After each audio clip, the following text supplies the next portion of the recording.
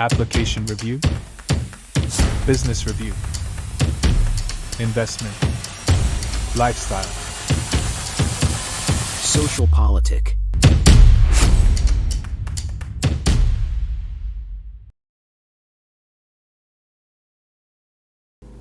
Halo Bapak Ibu, saudara-saudari sekalian, lovers and haters, salam cerdas Indonesiaku. Jumpa lagi kita pada kesempatan kali ini. Bagi Anda yang belum subscribe channel saya, silakan subscribe channel saya. Tekan loncengnya agar Anda dapat notifikasi setiap kali saya mengupload video-video saya. Oke, pada kali ini saya akan membahas mengenai hoax yang menurut saya, ya ini hoax lah. Nanti saya akan buktikan, ya. Yang justru disebarkan oleh media massa mainstream. Saya harus sebut namanya, yaitu Tempo. Entah kenapa, Tempo makin kesini makin seperti media yang membenci pemerintahan yang sekarang. Saya tahu sih bahwa media Tempo itu dari dulu itu memposisikan dirinya sebagai media yang tanda kutip mengkritisi pemerintah, itu bagus gitu ya. Bahkan waktu itu di zaman Orde Baru, Tempo itu sempat dibredel ya oleh pemerintahan Orde Baru.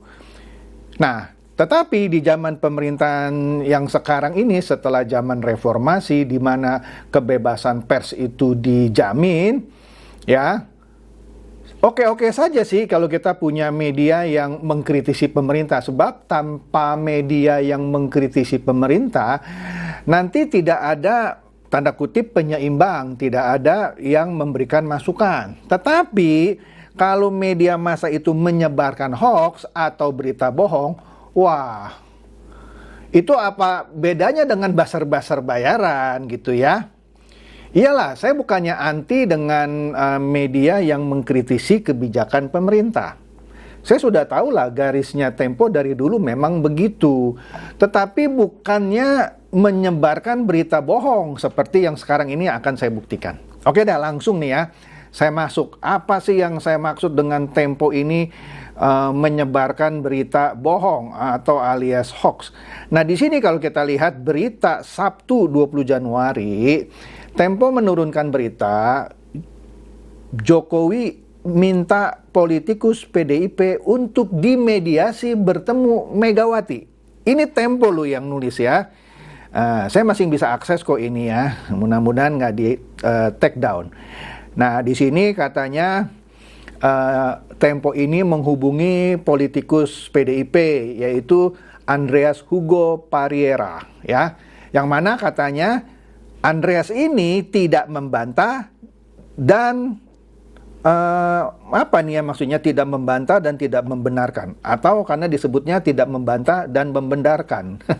Oke deh, pokoknya dia tidak membantah informasi kalau Presiden Joko Widodo belakangan telah meminta bertemu dengan Ketua Umum PDIP, Ibu Megawati. Ya, jadi Tempo itu seperti mengklarifikasi katanya ya. Katanya ada info nih, bocor halus. Makanya ntar saya kasih lihat lagi nih ya. Channelnya yang bocor halus juga sama saja menyebarkan yang menurut saya hoax ya. Oleh karena itu, nah setelah diklarifikasi, Andreas menyebut tidak mau terlalu mengurusi isu di luar pemenangan calon presiden dan calon wakil presiden, yaitu calon mereka, Ganjar Pranowo dan Mahfud MD. Jadi Pak Andreas ini bilang, kami sedang dan lebih fokus memenangkan Ganjar Mahfud daripada mengurusi isu-isu seperti ini. Nah, ini artinya Andreas tidak tidak membantah dan tidak membenarkan tadi maksudnya. Oke.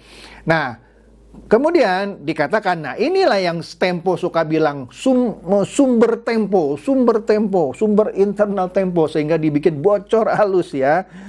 Ada 3 sumber Tempo di internal PDIP katanya. Nah ini kan kalau media kan bisa ngomong gini ya. Kalau orang-orang seperti saya ngomong ada sumber saya, iya nanti kena undang-undang ITE saya.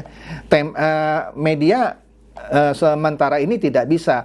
Makanya saya mau usul ya, undang-undang ITE harusnya diperluas gitu kepada media yang menyebarkan hoax seperti ini. Karena ini tidak mendidik. Oke, saya ini pernah jadi redaktur pelaksana loh di majalah kampus ya. Saya juga mengkritisi polisi atau kebijakan kampus di mana saya waktu itu kuliah. Nah, tetapi yang saya kritisi itu benar, tidak menyebarkan berita bohong. Itu aja ya.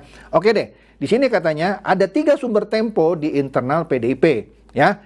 Dan kolega Jokowi yang non-partai mengatakan bahwa bekas gubernur DKI Jakarta dan wali kota Solo itu sedang menjajaki ya pengurus DPP PDIP untuk memediatori pertemuan dengan Megawati ya. Namun katanya permintaan Jokowi itu belum disampaikan ke Megawati dan akan disampaikan ketika pemilu selesai. Jadi seakan-akan digantung permintaan Jokowi ini. Nanti ajalah kalau pemilu sudah selesai. Ya. Ini kan seakan-akan kan media ini kan media mainstream. Seakan-akan apa ya? Kalau orang yang gimana gitu ya, apalagi yang lagi anti sama Jokowi, percaya gini sama berita seperti ini, ya. Kemudian di sini dikatakan nih ya, Sekjen PDIP Hasto Kristianto tidak banyak berkomentar soal informasi tersebut. Hasto menyebut Presiden Jokowi tampaknya ada perasaan bersalah. Catat dulu ya, Hasto ini ngomong nih di Tempo. Presiden Jokowi tampaknya ada perasaan bersalah dengan sikap politiknya yang diambil belakangan. Jokowi merasa bersalah, pasti ada perasaan tidak enak. Ini kata Hasto nih ya.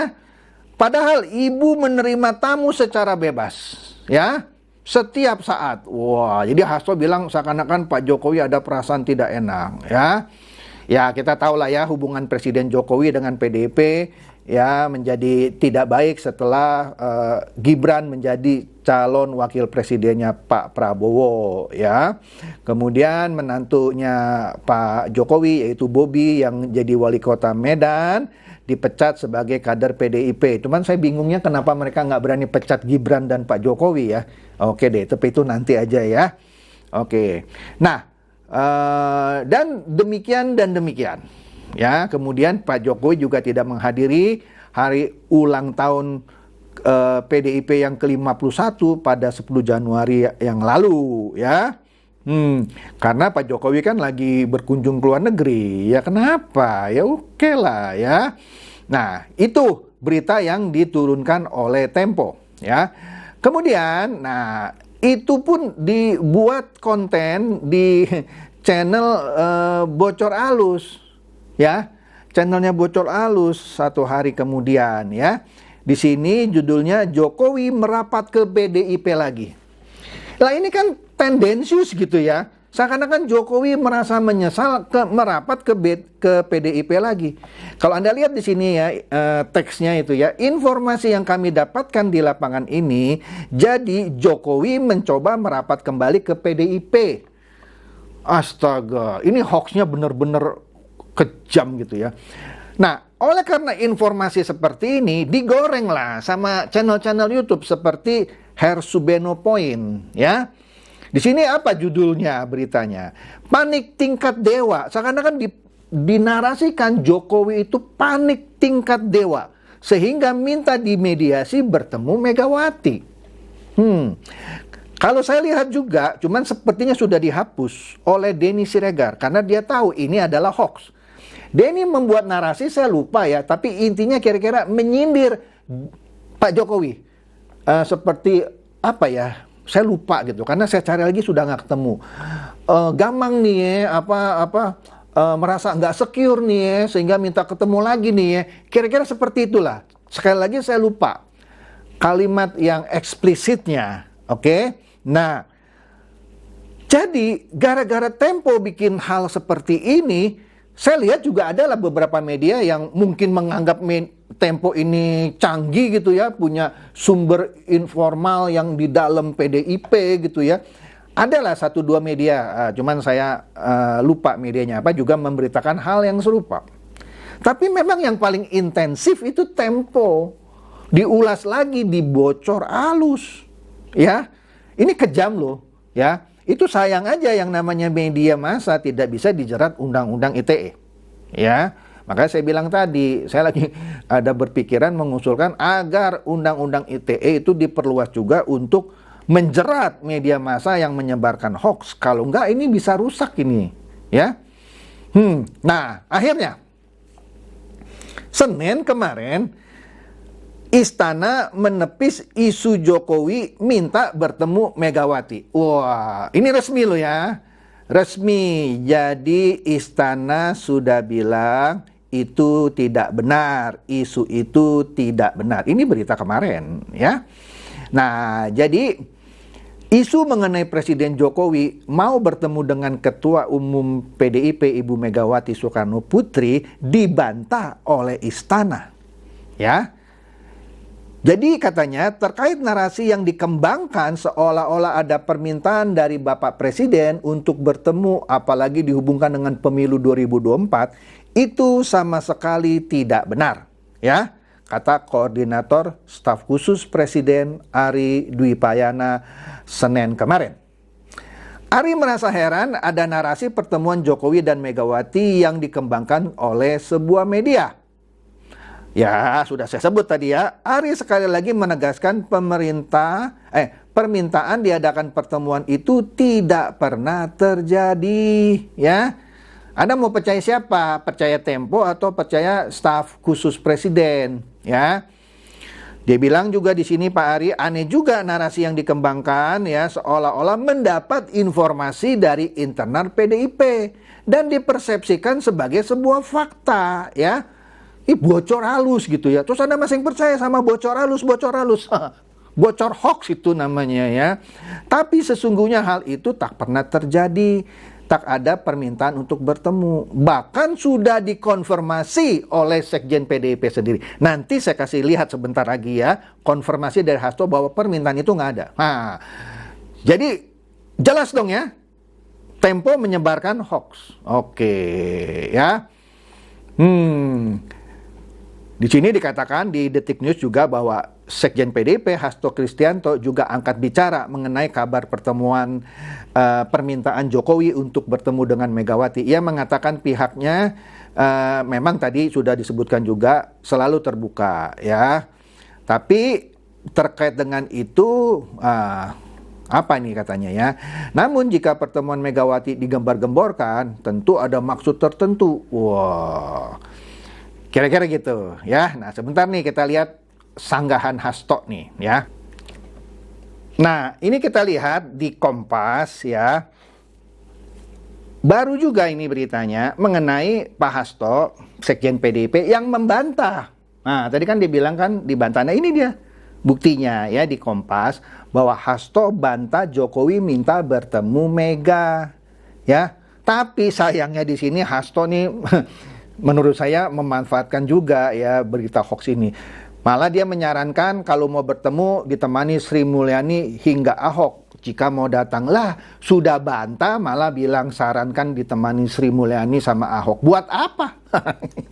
Kadang-kadang lucu nih ya kalau baca berita dari Hasto gitu ya. Jadi sini beritanya Hasto membantah isu yang menyebut Presiden Jokowi meminta bertemu dengan Ketua Umum partainya Megawati Soekarno Putri. Itu dulu.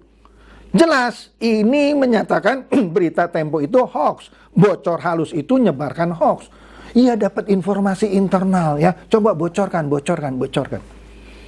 Lama-lama empet juga saya nonton bocor halus gitu ya.